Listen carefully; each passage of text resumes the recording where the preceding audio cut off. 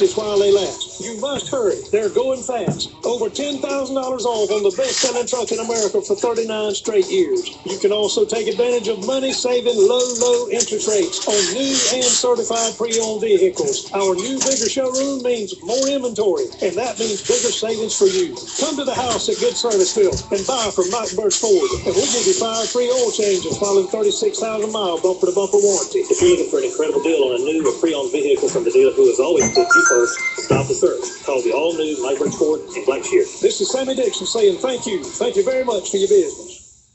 Are you thinking of buying or selling your home? This is Kelly Lamb with Parker Insurance and Realty, your local source for all of your real estate needs. With this being one of the most important decisions you'll make in your lifetime, I would like to use my expertise to personally assist you through this process. At Parker Insurance and Realty, we offer a full range of real estate services, as well as any insurance you may need. Give me a call or stop by and let me answer any questions you have on selling your home or purchasing your new home. Call Kelly at Parker Insurance and Realty, 427-9345. That's 427-9345. Are you thinking of selling your home or business? Hi, I'm Gloria, and as a realtor, I know that getting rid of the clutter in your home is one of the best ways to help sell your house quickly. At Jessup Premium Storage, our family-owned company provides a convenient and secure building for all of your storage needs. We now offer outdoor covered parking for that antique car, boat, or RV. Due to our recent expansion, we offer units that range in size from as small as a bedroom closet to as big as a one-car garage. All of our units are inside and climate controlled with 24-hour access and security. Our leases run month to month, so you're not locked into a long-term commitment, giving you the flexibility to move your belongings out the minute you purchase your new home. Stop by today or give us a call, 530-8003. That's 530-8003. Jessup Premium Storage. The cool, clean, and secure. All right, it's 8 o'clock. You're listening to Big Dog Country Radio, WIFO FM in Jessup, 105.5 on your FM dial, 1 minute after 8 o'clock on this Friday morning, Friday the 13th. And we do appreciate you waking up and tuning in with Big Dog Country Radio. Another sunny, hot day today here in Southeast Georgia. We do have that chance of showers today. Today, right around 90 degrees. The Omaha River level is 7.2 feet and just barely falling. All right, it's now time for the world-famous Butch and Bob Show, brought to you by Butch Ford in Blackshear, by Jessup Premium Storage out here on the Waycross Highway, and also brought to you by Parker Insurance and Realty, located on Macon Street in downtown Jessup. Well, Bob, the campaign continues, and we have another candidate in the studio with us this morning. Candidates keep on rolling in. Today we meet Kevin Parker, who's in the State Senate District 19 race. There's 3 candidates in the race, all 3 running as a Republican. And again, there are 3 candidates. They're the man in the studio today, Kevin Parker, Dallas Dutton, who's coming Monday, and Blake Tillery, who we had here earlier this week with Tommy Williams, who's endorsed him. So, Kevin, nice to meet you. Saw you last night at the Luau and the Chamber Lawn. And your thoughts on this race and the 3 candidates in the race? Well, it's a pleasure to be here, Bob and Butch. Thank y'all for your invitation to invite me to the Butch and the Bob Show. But I'm in this race for one reason. 5 years ago, I felt like I had a deep call in my life. And I went to Senator Tommy Williams, who I had supported since 1998. And I told him, I said, Tommy, I said, I really believe I'm supposed to run for the state Senate. I believe it's one of those things that God's called me to do. And I said, but I'm going to support you until that time comes. I said, when you retire, just know I'm running for your seat. And so last year I turned 55, and I went back and saw Tommy. I said, Tommy, I said, listen, I said, I ain't 45 anymore. I'm not even 50. I said, can you help me out? And he said, yeah. He says, there's 2 young freshmen up here. He says, they need to be mentored. And he said, so I'll run in 2016, and I'll come home in 2018. Because Jack, and Emma Kate, they need their daddy. They want their daddy home. And he said, I'll have my 20 years in. So I was locked and loaded for 2018. And then all of a sudden, Tommy decides to retire this year, and it caught me by surprise. So I got a little bit late to the game, but I'm running because of one reason, and that is that I want to leave Georgia to my kids and my grandkids, the same Georgia that I've grown up in. And I want them to have the same opportunities that I have. Where are you from? I thought you were from Appleton County, but you're not from Appleton County. You're from Utah. It's a little bit of both. I'm basically talking to him out there, Bob. I'm actually a 5th generation native Floridian that grew up on the Sand Ridge in Florida, in the orange groves and the phosphate mines. And my family comes from Georgia. And we used to come back up every year for the family reunions. And then in 1991, I had a 6-month-old son that we had adopted, Caleb Joshua. from birth. We rescued him actually from a abortion clinic and crisis pregnancy center. And so our oldest son, Caleb Joshua, was adopted, and found out that my wife was pregnant with our second child. And I said, we're not going to raise our kids here. We're going to go back to our roots. And so since 1991, I've been living here in South Georgia and started businesses here. And I've lived in Montgomery County, and I've lived in Toombs County, and we've attended church in Jeff Davis County, and my office for my business is in Appling County. So I'm not a single county candidate. Truly will represent the entire district. All right, but where's your home at? My home is in a little town called English Eddy, which is on the Ottamaha River. It's over there about 3 miles from Plant Hatch. And I have a Uvalde address. I have a Cedar Crossing phone number. I got, for some reason I had you, it's Baxley or Appling County, so that's what I'm doing. Well, it's actually, I can get that Baxley 10 minutes quicker than I can by day. So that's why you're probably confused. Just right across the river there on US 1 past Plant Hatch. If you've ever been to Benton Lee Steakhouse, I'm 1 mile and 7/10 from Benton Lee Steakhouse. So. All right, Kevin Parker in here, candidate for Senate, our special guest this morning. Go ahead, Bob. Again, 3 candidates in the race. It seems like it's a nasty campaign between 2 of the candidates. You're kind of like lost in the mix. So how are you getting your message out? And how are you, as we mentioned, Blake, when he was in here, 11 counties in the district. It's a huge district. So are you making your way to each county and you have a support group in each county? How's that working? Well, like I said, when I was expecting 2018, so I wasn't prepared for this race, but I knew I was supposed to be in it. And so the race for me started actually 2 weeks after Tommy gave his retirement speech, because as a small business advocate, I still had my obligation to my members to continue serving them in Atlanta until the session was over. And so we've made it back home, but I made a commitment to my family, to my church, and to the other 2 candidates. And we all agreed at the start of this race that we'd run a clean race, and I've kept my word. I don't get involved in the mudslinging. I don't get involved in the gutter politics of the day. I think people are tired of that. I was actually in a small business yesterday in Vidalia, and there was 5 millennials in there, the ownership and the employees. And I knew they didn't know who I was, so I said, what do y'all think about this Senate race? And they said, we are so tired of all the mudslinging and the fighting that we're not going to vote for either one of those guys. I said, well, there is a third man in the race, and I give them my pitch. And when I left there, they were all 5 going to vote for me and was taking brochures home to their families. So I get my word out grassroots. In fact, my first mailer hasn't even hit the mailbox yet, but I will be making some contact through the mail starting probably hopefully Saturday or Monday. But it's a grassroots campaign, and we're not heavily financed by any of the establishment. And we truly are supported at the local level and having great success.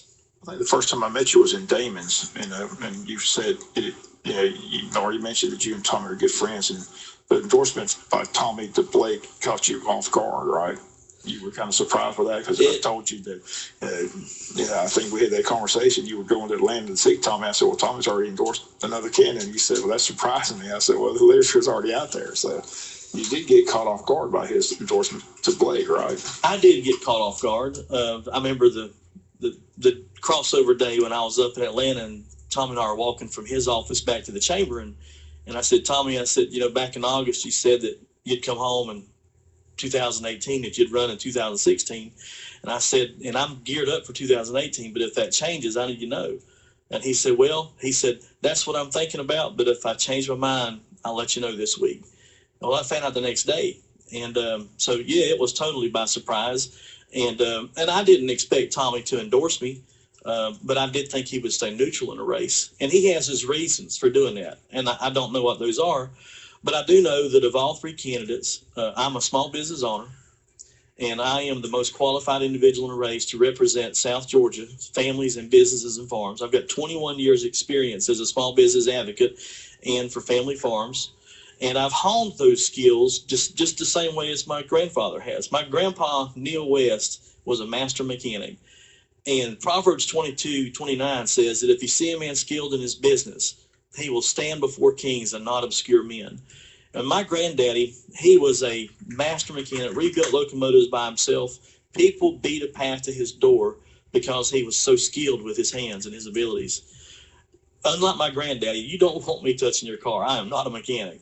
But what I have honed my skills on is my ability to communicate and to listen and to make things happen.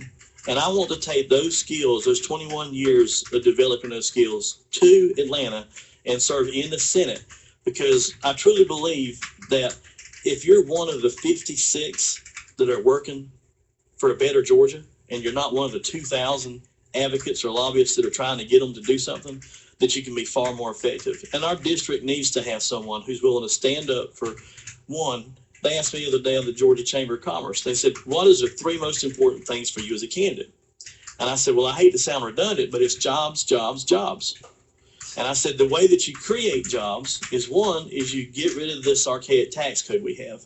Georgia is a disadvantage because Florida, Texas, and Tennessee and 6 other states do not have any income tax. And so my first agenda is to repeal the Georgia state income tax on individuals and corporations. When you do that, you free up capital and you take the restrictions off of our economy that allows our economy to grow. And it also encourages our small businesses to invest and hire employees. The second thing is to sunset all the regulations on the book. We are so strangled in the small business realm with regulations that it's hard to borrow money. It's hard to run a business and make a profit. And those same regulations also apply to our teachers. Our teachers have their hands tied behind their back, and they're so mandated with regulations that they can't exist. And that's truly the third part of the job creations market, is we need to change the way we educate. We need to take all of the money that the federal and the state has and block grant it back to the local school districts and get the federal government and get the state out of the education business, because our teachers are the most creative, innovative individuals in the world. And if we let them teach our kids without being dictated to teach them to pass a dozen tests, then our kids truly will be successful. Because to teach a kid to pass a test in itself is a failure. We need to let our teachers be free to educate our kids, and each individual school district will become its own laboratory. And in that vein, then we can actually take the best practices and apply them in other areas. If you were going over the speakers at the high school right now here in Wayne County, you're probably getting a standing ovation from the students there because this is testing week for them and they're all frazzled. I agree. I'm probably getting a standing ovation from the teachers too, because they are the most frustrated of all, because they came into the teaching market because they want to make the profession, because they want to make a difference. But it's hard for them to make a difference when their hands are tied. You know, we didn't know this last session that the big story was the governor's veto. It's going to be readdressed when they get back up in Atlanta. So if you get elected, where's your stance on that?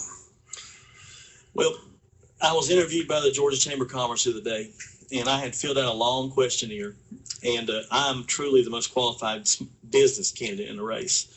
But I knew that the question was coming because as president of the Georgia Small Business Council, we were the only business organization in the state of Georgia that lobbied for passage of HB 757. We wanted to see the Religious Freedom Bill passed and signed. We fought the Georgia Chamber on it. And the second question that they asked me in the interview came from the president of UPS. And he said this, he said, Mr. Parker said, if you're elected to the state Senate, will you vote for or against the Religious Freedom Bill? And I'm sure that like most candidates, you want to try and get the endorsement of certain organizations. But I told him, I said, sir, I said, I'm probably going to tell you what you don't want to hear. I said, the Religious Freedom Bill that was passed by the state Senate and the state House was a watered down version of the Religious Freedom Bill. I said, the only protections in it were to pastors, churches, and Christian schools. I said, small business didn't have anything in it. I said, so it wasn't a discriminatory bill. In fact, the Georgia Chamber and the LGBT community probably should have just kept their mouth shut and let the governor sign it, because the next version that comes out in the next session, and if I'm so chosen by the people and elected to serve as their senator from the District 19, I will endorse and co-op a stronger version of the Religious Freedom Bill. And you just joined us, Kevin Parker's in the studios with us. You mentioned, you're trying to stay out of the gutter politics because this gets kind of nasty between the other two candidates. Do you feel beneficial in that regard that you're not involved in that battle, or you continue? What's the feedback when you're out in the district? Well, Bob, the feedback that I get is very positive, but it is a double-edged sword. I mean, if you don't engage in those kind of politics, you kind of get left out of the media. And, P.T. Barnum said years ago, he said, I don't care what you say about me or print in the newspaper, just spell my name right. Well, I'm losing a lot of name ID because I refuse to engage in those type of politics. But I do believe at the end of the day, if you do what's right, then you'll be rewarded for that. And so I'm sticking to my integrity and going to run a clean race. And it's all in the Lord's hands and the voters' hands. And if they want someone that's going to go up there and represent them with integrity and honesty, then I think I'll be very successful. The early voting's already underway here in Wayne County. They got today and Saturday's open as well. This Saturday at the Wayne County Courthouse. So again, I want to stress that 9 to 4 for their convenience, and all next week. The turnout here in Wayne County has been extremely good. We've got several local contested races, a lot of interest in the races, all on the ballot. So we ask the candidate all the time, when people go in to vote and they vote in that Senate seat, District 19, why should they pull Kevin Parker's lever? They should probably pull the lever for me for one reason. One is experience. Ronald Reagan famously had a quote. He said that, I promise I won't make age an issue in this campaign. He said, I will not hold my opponent's usefulness and inexperience against him. Well, I am the senior in this race. I'm 55 years old. I've got a lot of life experience. And that experience has given me wisdom. And that wisdom comes from God, and it also comes from making mistakes and learning from them. And fortunately, I've got some years behind me, and I want to take that skill set that I've developed over those years and take that to Atlanta and represent Georgia. I'm a hard worker. I keep my word, and I represent small business, and I represent families and conservative values, both fiscally and also in the social area. And I think I truly am the most qualified candidate, and I can back that up. I mean, Georgia Right to Life has given me their endorsement. And that's unusual for someone who's never served in politics, like one of my incumbents or one of my opponents. And but I have the endorsement of Right to Life, and I have the endorsement of the Georgia Small Business Council members, and I have an AQ rating from the NRA, which is the highest rating that they give to someone who hasn't served in public office. I'm a lifelong member of the NRA, and I just believe this experience that I have has prepared me to serve the entire district. Because I come from a small county, Montgomery County. It's used to seeing its tax dollars go other places. So I won't look out just for the bigger counties. I'll look out for the whole district. How'd you get the nickname Bald Eagle? Well, back in 1996, I was division manager with the NFIB, the National Federation of Independent Business. And as a division manager, you have to have a mascot for your sales team. Well, I've always admired the Eagles, so I called our team the Atlanta Eagles. And I was laying there on my bed that night, and I said, you know what? I said, somebody's going to get a big kick out of this and give me the nickname the Bald Eagle. So I said, to keep them from having any fun doing that, I'll just nickname myself that. So I called myself the Bald Eagle, and it kind of stuck, and it's been there for 20 years. Okay, well, we appreciate you coming in. Like I said, we wish the best of luck. May 24th could possibly be a runoff. You know what date? The runoff date. The runoff date. I believe the runoff date is July the 26th. July 26th. Okay. Kevin, is there anything else that you would like to add this morning to the listeners out there and why they should vote for Kevin Parker, other than what you just said? My question would be, when do you have anything like if you're elected and you're up there in your first session, do you have anything that you'd like to see done by the legislature, that you'd like to maybe introduce a bill or co-sponsor one right off the bat? Well, I will co-sponsor the Religious Freedom Bill. I will co-sponsor Campus Carry also. And I will co-sponsor, if not have to sponsor, the repeal of the Georgia income tax, both individually and corporately. And I will also co-sponsor a bill to abolish abortion in the state of Georgia. Okay. Now, on the income tax, I know that Florida doesn't have it because I've lived down there when I was a kid and so forth. But where does Georgia make up that money to cover its bills? Well, you make it up through what they call a fair tax. Okay, you make it up through a fair tax. Okay. Yes, sir. All right. Sounds fine. I was just wondering because, we've had situations here in Wayne County where groups have been where they didn't have to pay taxes, but then taxes were having to be raised somewhere else to make up for that. So it would be a fair tax. Well, the only fair tax is a consumption tax. If people are taxed on their income, then that takes away from savings and investment. If you want to pay someone a full paycheck, then that encourages savings and investment. You can choose to pay sales tax by buying things, or you can choose to save and invest. Right. And if you save and invest, then that creates money, liquidity in the market that allows us to be able to borrow money for a business. And to go along with that, amnesty is a big word that you hear talked about at the federal level. Well, I don't believe that we need to have amnesty for immigrants, but what we need to have amnesty for is our money.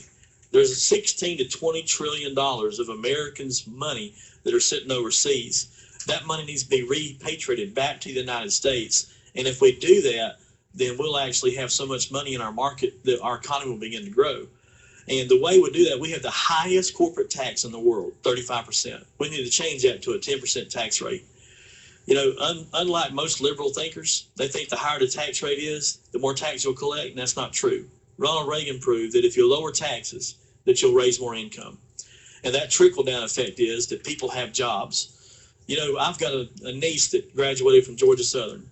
She is not able to work in the field that she chose because it's no jobs available. She's having to do something else that she wasn't planning for. And part of our re-education program is that we need to identify those kids that don't need to go to college. I mean, an electrician, a plumber, a welder, a diesel mechanic, and an RN. Those are all degrees that you can earn in 2 years through our technical schools.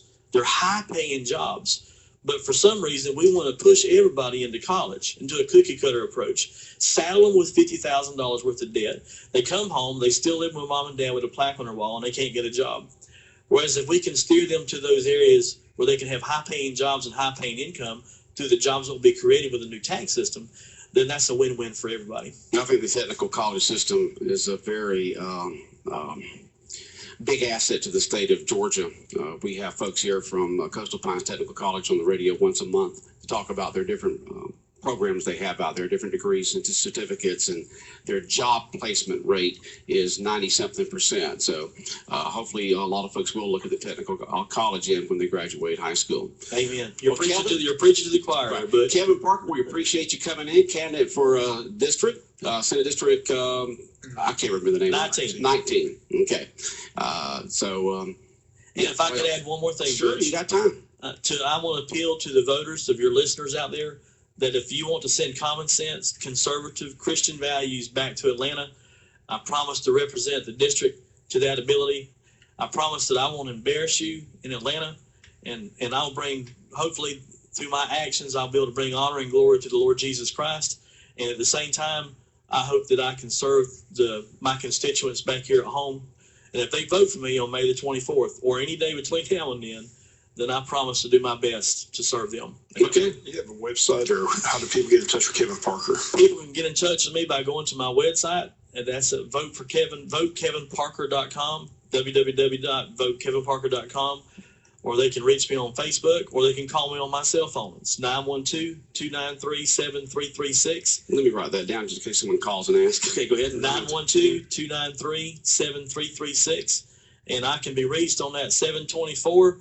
If I don't answer it, leave a message, and I'll get back to you as soon as possible. All right, Kevin, thanks so much for coming in this morning and coming here into Jessup to be on the world-famous Butch and Bob Show. Thank you, Butch. Thank you, Bob, and y'all have a great day. All right. 105.5 FM in Jessup, Big Dog Country Radio. We've got more of the world-famous Butch and Bob Show coming in a moment. Satilla Realty is conducting an on-site estate auction Friday and Saturday, May 13th and 14th. This estate auction is at 1951 Kingston Lane in Hinesville. Included in this auction is a house full of top-quality antiques and collectibles. The house itself will be auctioned off along with a 2015 Chevy Malibu Saturday morning at 11.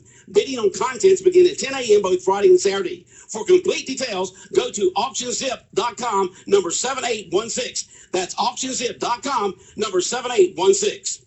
Don't miss the chance to save big with America's appliance experts at your local Sears hometown store in Jessup. Now through Saturday, May 14th, save big during our Appliance Spectacular. Take 35% or more off all Kenmore doorbusters and up to 25% off other appliances. For all of the top brands at the lowest price guaranteed, shop with America's appliance experts today at your local Sears hometown store in Jessup. These huge spring savings won't last long, so hurry in today. You're invited to the 40th Annual Glenville Sweet Onion Festival this Saturday, May 14th. The day begins with a fun run and walk, followed by the downtown parade at 10 with Miss Georgia Adeline Kennerly as the Grand Marshal. Then it's on to the State Farmers Market for arts, crafts, entertainment, children's rides and games, and of course, lots of food. At 7 p.m., enjoy the gospel sing. Then from 9 p.m. to midnight, dance to the sounds of the Second Chance Band of the Farmers Market. Have fun this Saturday at the Glenville Sweet Onion Festival.